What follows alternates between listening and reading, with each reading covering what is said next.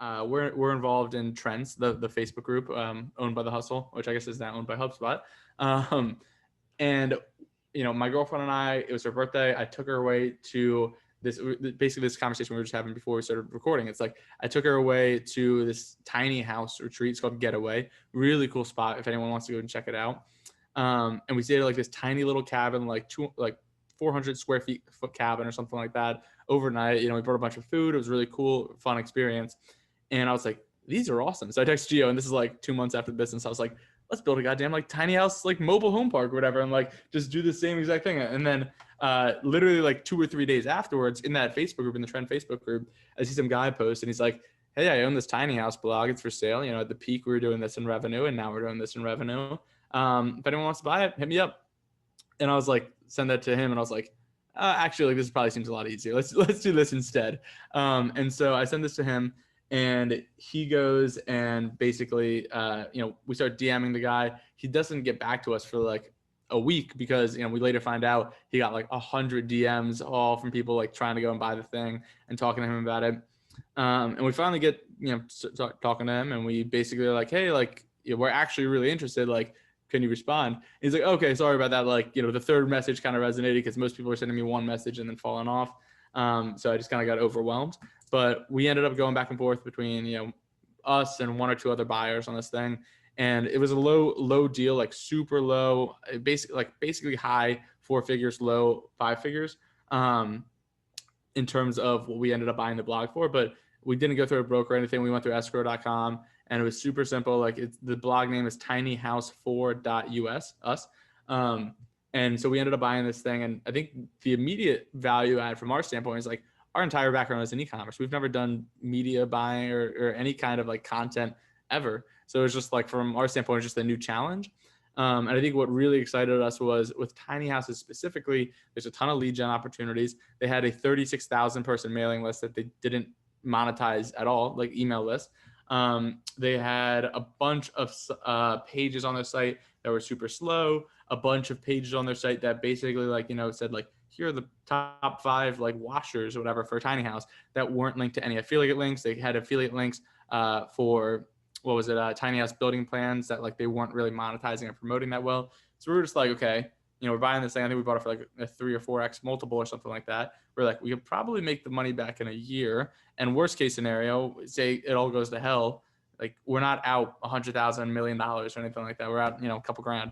So we bought this thing, immediately hired some writers. That process was pretty fun. And then hired someone to go manage all the writers. So now I'm not even thinking about this at all on a day-to-day basis. And we hired some guy actually on Twitter. I almost want to find what his name is. I give him a shout out just in case the off chance that he does listen to this. Trey, what's up, Trey? If you're listening to this, and Trey has basically just been a beast. Where I'm like, Trey, I'm going to be straight up with you, man. Like, we have this 36,000 person email list. We're sending out an email like once a week, once every other week, whatever we do.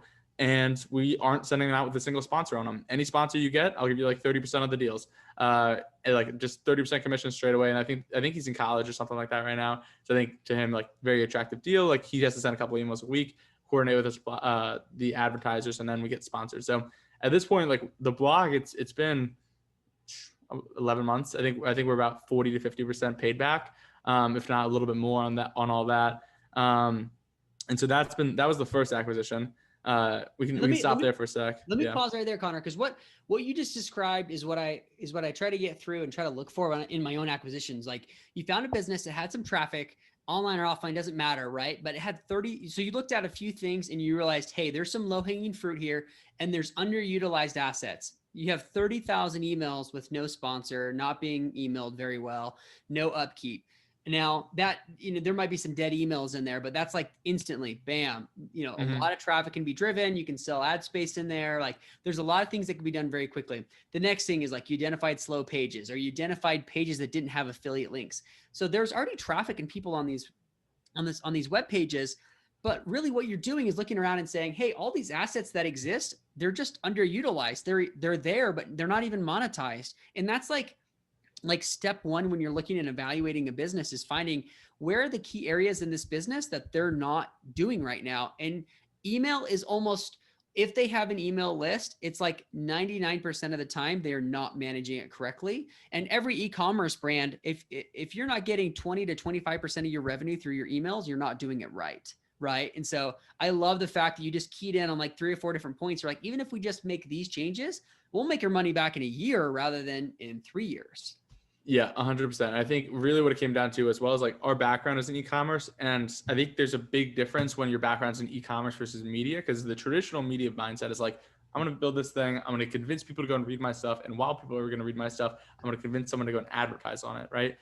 Our entire background is like, I don't give a shit if you read my stuff at all. And sorry if I'm not allowed to curse on the pod.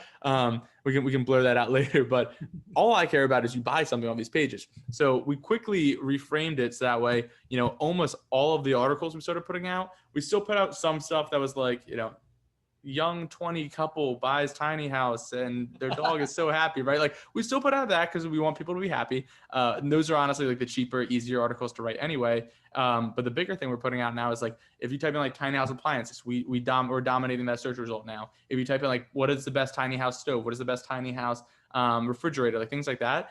That's what I care about, because if you own a tiny house, like who the hell is searching up best tiny house refrigerator and doesn't own a tiny house? And so we basically go now have to buy, like they are looking to buy and nobody was ranking for it.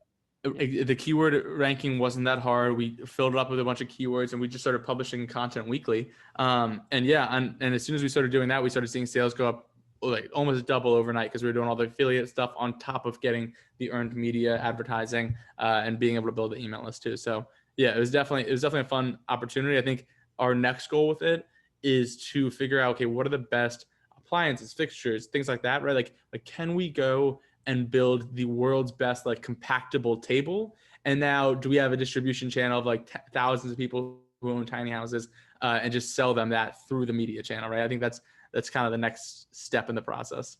That's the next step that a lot of people with content sites don't take, is like, you know, you can go make your 3, 10, 20%, or you can go make your 30 or 40% by like, so you're going to make your 10% if you're an affiliate, but you might make 30 or 40% if you actually sell the e-commerce side of things.